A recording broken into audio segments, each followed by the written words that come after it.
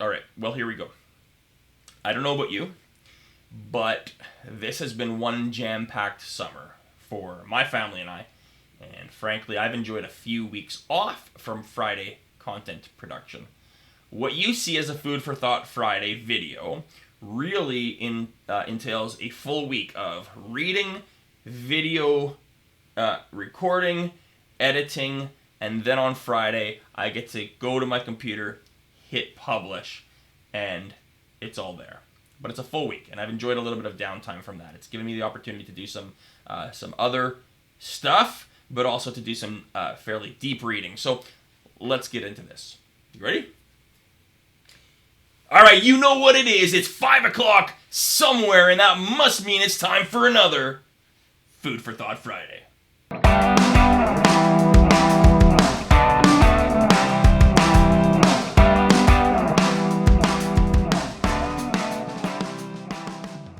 All right, well, unless you've been living under a rock or in a cave somewhere by now, I'm sure that you've heard of the cultural phenomenon known as cancel culture. And you probably know by now that I've got a passion for bridging the gap between scientific research literature, specifically in the behavioral sciences, and real-world, real-life, practical application. So when I started to think about cancel culture, it really is a cultural behavioral phenomenon. So that's right in my wheelhouse to explore. So I'm going to explore it together and share what I'm finding with you.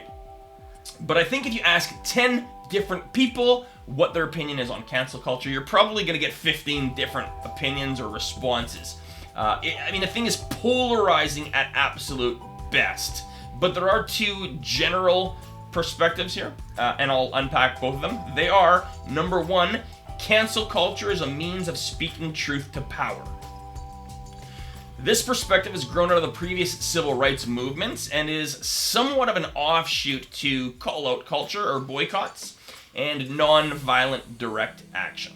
In this way, the marginalized rally together to use collective power to speak truth in a context where their individualized and singular voices may not be given space. Perspective one. Perspective two, the other perspective, is that this phenomenon has taken on a life of its own and has become mainstream. And at first blush, this may not seem overly problematic. However, there are those who would suggest that this reality has led to a decline in critical thinking and critically analytical public discourse. Essentially saying that if there's a public disagreement in any sphere or context, we simply shut the other down and refuse to advance the conversation. Now, the argument on this side is that a potentially beneficial, non-violent, direct action methodology of speaking truth to power has become co-opted by mainstream, non-marginalized populations and used as a cultural scapegoat rather than engaging in difficult and uncomfortable, albeit culturally necessary, discourse. There are opponents of cancel culture who claim that its impact is leading to and has led to an all-out attack on free speech, labeling any voice of dissent as hate speech. Those are the two perspectives. Now, for more on these different perspectives, check out this Vox article, which I'll get here on the screen and try to link up for you. The Vox article is called "Why We Can't Stop Fighting About Cancel Culture. Is cancel culture a mob mentality or a long overdue way of speaking truth to power?" Now, I don't typically have a whole lot of time or appreciation for pop media, but this article does present a fairly balanced perspective that I think is worth reading. So I'll link it and you can feel free to check it out. This week, I spent some time reading through more of an academic-leaning article called "Drag Them: A Brief Etymology of So-Called Cancel Culture" by Meredith D. Clark of the University of Virginia and appearing in the Journal of Communication and the Public. And of course, I'm going to give you a screenshot here somewhere on the screen and link it in the notes as well. And I'm going to read a few short excerpts here for you from this article. Opening quote. In July 2020, Harper's Magazine published A Letter on Justice and Open Debate, signed more than 150 notable public figures who aligned to speak out against the development of a new set of moral attitudes and political commitments that tend to weaken our norms of open debate and toleration of differences in favor of ideological conformity. Or more colloquially put, the threat of cancel culture. So on one side we have these social elites outraged at the silencing of their voices and the intolerance of the other to engage in meaningful debate. I'm going to carry on reading. Opening quote. Jonah Engel Bromwich, a style writer for the New York Times, described the digital phenomenon of being canceled as a total disinvestment in something, anything. As I explained to him, the author writes, canceling is an expression of agency, a choice to withdraw one's attention from something or someone whose values, action or inaction or speech are so offensive, one no longer wishes to grace them with their presence, time, and money. This term has since devolved into journalistic shorthand, wielded as a tool for silencing marginalized people. End quote. In other words, if we raise the flag of cancel culture, the thought goes, we discredit those who are exercising voice. Go back to it. Opening quote. The term has since devolved into journalistic shorthand, wielded as a tool for silencing marginalized people who have adapted earlier resistance strategies for effectiveness in digital space. A couple of interesting questions I would have about this as I walk through.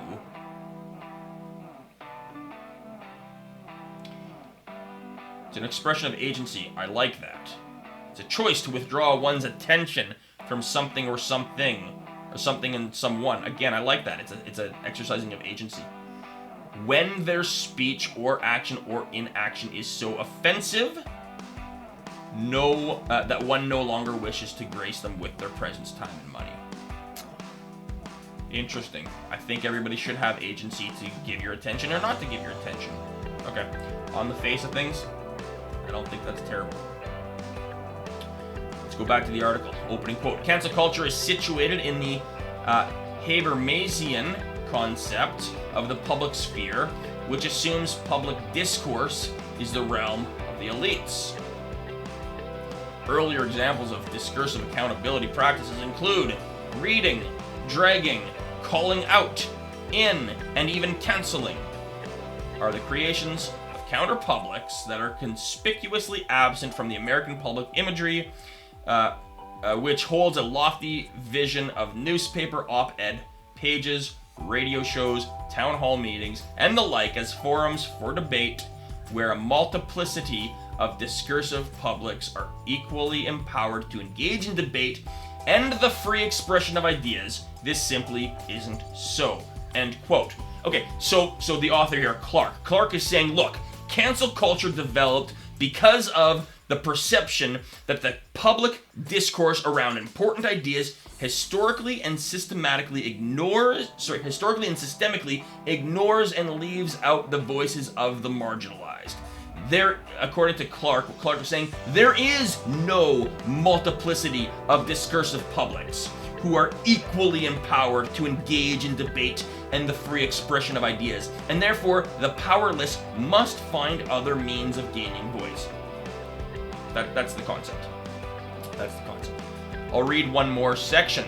Opening quote.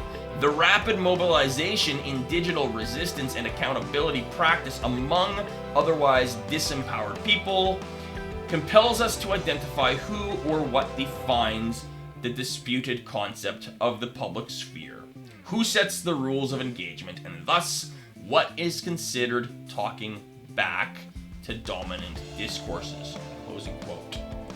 And this is where I find the phenomenon gets interesting.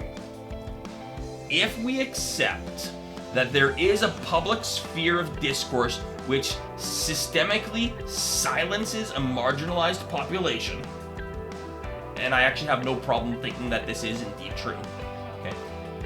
Then, is it more equitable to shift power away from the powerful publics and exercise agency over the oppressive elites, which simultaneously exercising power over the other?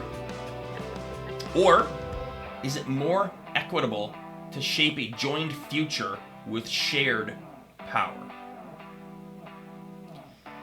Maybe distribution of power is on the list of a further video to examine, because there seems to be this idea that power is a zero-sum game, and I don't think it is, although we approach it as such. But I'll digress. So the article here that I'm pulling from, it's short. It's 4 pages. I encourage you to read it in full. The author definitely shares one side of the coin, and in the next few weeks, I aim to read and share from several other academics on the issues, including Pippa Norris's 2023 article, Cancel Culture, Myth or Reality. Until then, think about it. Chew on it. Consider the implications. For good. For bad. For you. For me. For us. It's food for thought. Hope that helps. Follow me for more.